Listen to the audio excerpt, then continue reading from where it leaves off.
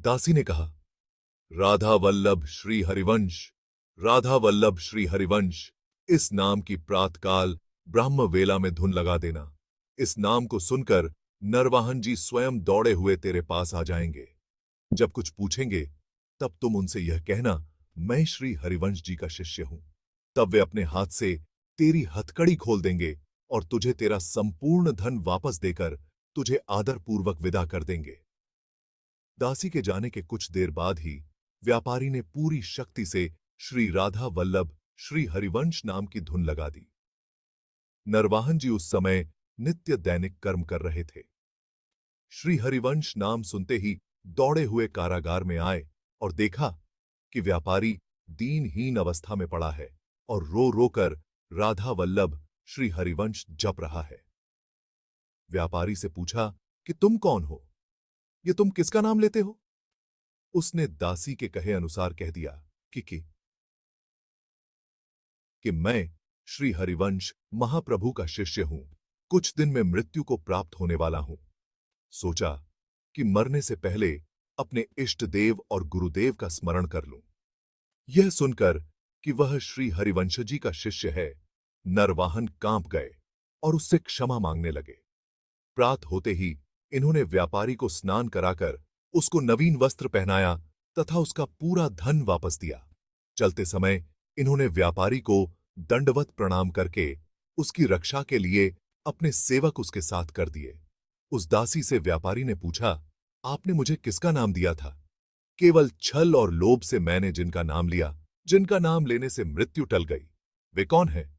क्या उनके दर्शन हो सकते हैं?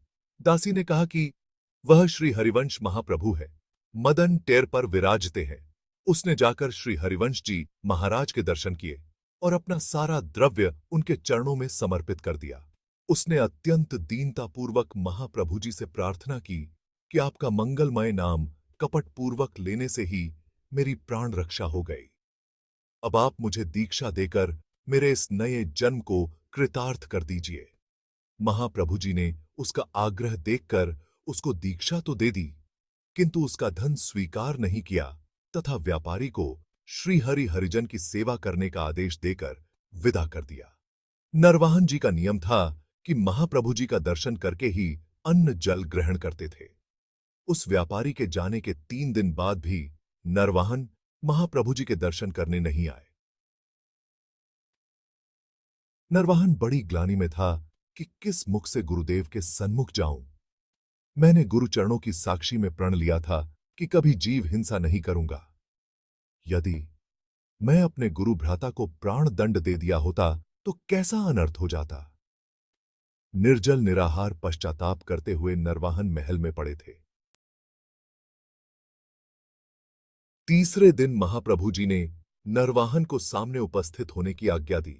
नरवाहन कांपते हुए दृष्टि नीचे करके महाप्रभु जी के सामने उपस्थित हुआ। जैसे ही नरवाहन ने दंडवत करने झुके, आज महाप्रभु जी ने नरवाहन को झुकने नहीं दिया और उन्हें अपने हृदय से लगा लिया।